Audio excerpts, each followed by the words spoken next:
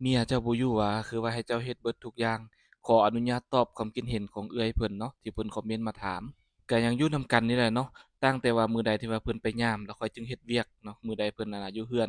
ก็สิให้เพิ่นเฮ็ดทุกสิ่งทุกอย่างเนาะมีแต่ว่าเราจะช่วยเล็กๆน้อยๆก็คือสิ่งที่ว่าข้อยเฮ็ดคลิปเห็นเฮ็ดเวียกเฮ็ดงานนี่ก็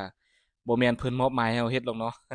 เราหักเฮ็ดซื่อๆเนาะว่าเราอยู่ลาก็บ่สร้างที่อยู่หั้นนะเนาะพอเฮ็ดเวียกเฮ็ดนั่นเฮ็ดนี่พอช่วยแบ่งเบาภาระของครอบครัว เนาะคันว่าจิท่าแต่เมียเลิกการเลิกหยังมาออกยามมาเฮ็ดเวียกเฮ็ดงานเนาะก็สิบ่บ่ทันโมงทันเวลาของลูกสิไปโรงเรียนเนาะก็คือที่เห็นนี่แหละเนาะก็ได้ตื่นแต่เช้าแล้วก็นึ่งข้าวนึ่งน้ำแต่งอยู่แต่งกินเกียมเครื่องเกียมของเนาะไปส่งลูกอยู่โรงเรียนตอนช่วยก็ไปรับมาส่งตอนแลงก็ไปรับมาส่งเนาะคือตอนนี้เพิ่นก็ไปฝึกงานอยู่ที่ต่างเมืองเนาะเป็นเวลา1อาทิตย์เต็มๆก็คือทุกสิ่งทุกอย่างก็แม่นตกเป็นหน้าที่เราเบิดมันก็บ่ได้หนักหนาสาหัสอิหยังดอกเนาะ ก็กิจกรรมกิจวัตรประจำวันนี่แหละเราก็เฮ็ดมาแต่กี้เนาะค่อยเฮ็ดค่อยฝึกไปมันฮักเป็นการลึงเคยเนาะพอได้แบ่งเบาภาระหน้าที่ของลูกของเมียช่วยครอบครัวเฮ็ดนั่นเฮ็ดนี้เนาะ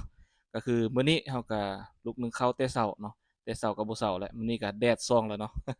ตอนนี้ก็เป็นเวลา6โมงตอนเช้าเนาะนึ่งข้าวนึ่งน้ำแล้วก็มาซักเครื่องซักของเนาะเกียมไปตากเครื่องตากของแล้วจึงสิแต่งอยู่แต่งกิน แล้วไปส่งลูกอยู่โรงเรียนก็ลืมมาซนไฟใส่ให้เขาเนาะไฟจนเกือบมอดเกือบดับเบิดให้เขาก็พอดีเป็นซิกเนาะก็จะมาเบิ่งสกิลการซิกเข้าก็บ่ธรรมดาเด้เนาะซิกเข้าเป่าไฟแล้วเราก็มาซักเครื่องต่อเนาะเราเซปะไว้บางกี้นี้ค่อนข้างมาคลายเติบเครื่องเนาะเครื่องเราแด้แล้วก็เครื่องลูกแด้ซักเครื่องก็แล้วเนาะเราก็เอามาปะไว้แต่ว่ายังบ่ทันตากเทื่อเราสิมาปรุงข้าวก่อนลูกเอิ้นใส่พ่อเอ้ยข้าวสุกแล้วซั่นสิมื้อเป็นโมงไปโรงเรียนแล้ว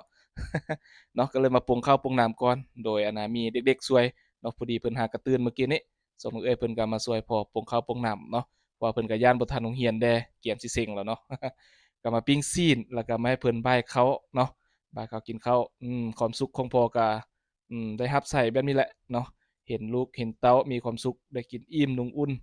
ก็มีความสุขแล้วผู้เป็นพ่อเนาะถึงว่าจะเมื่อยมันก็เป็นการเมื่อยที่มีแรงที่ได้เฮ็ดเพื่อลูกเพื่อเต้าเนาะถึงว่าจะบ่สมบูรณ์ก็อย่า แต่ว่าเราเฮ็ดด้วยใจเฮ็ดด้วยความรักความห่วงใยเนาะที่มีต่อลูกและก็ครอบครัวจุดประสงค์เราก็คืออยากแบ่งเบาครอบครัวอยากแบ่งเบาภาระของเมียนั่นแหละเนาะซึ่งเราเป็นแบบนี้ก็อาจจะเป็นเมียเป็นเสาหลักเนาะประคับประคองครอบครัวไปเนาะเราเฮ็ดหยังได้เราก็ช่วยประคับประคองกันไปเนาะจะให้แต่ผู้หนึ่งผู้เดียวเฮ็ดก็จะบ่รอดเนาะบ่รอดหน้าที่เนาะก็คือที่เห็นหั้นแหละเนาะปัจจุบันนี้แฮ่งข้าวยากหมากแพงเนาะอันใดเราเฮ็ดได้เราก็เฮ็ดไปเนาะ หลังจากที่ตักเครื่องตักของแล้วเราก็มาส่งลูกอยู่โรงเรียนเนาะก็มาฮอดก็ยังทันอยู่เนาะแต่ว่ามาฮอดปุ๊บก็ยินเสียงตีแกล้งแล้วเนาะเกือบบ่ทันเนาะตั้งใจเรียนเด้อลูกเด้อเนาะหลังจากส่งลูกฮอดโรงเรียนเราก็กลับมาเรือนคือเก่าเฮ็ดแบบนี้วนไปวนมาทุกมื้อเนาะคันมื้อใดเมียออกยามมาหรือว่าเมียอยู่เรือนก็จะเป็นเมียเป็นผู้มาส่งมารับเนาะก็มาฮอดเรือนเราก็มาฝึกกายภาพบำบัดต่อโดยการยืนจับเฮายืนตัวที่เราเฮ็ดนี่แหละเนาะ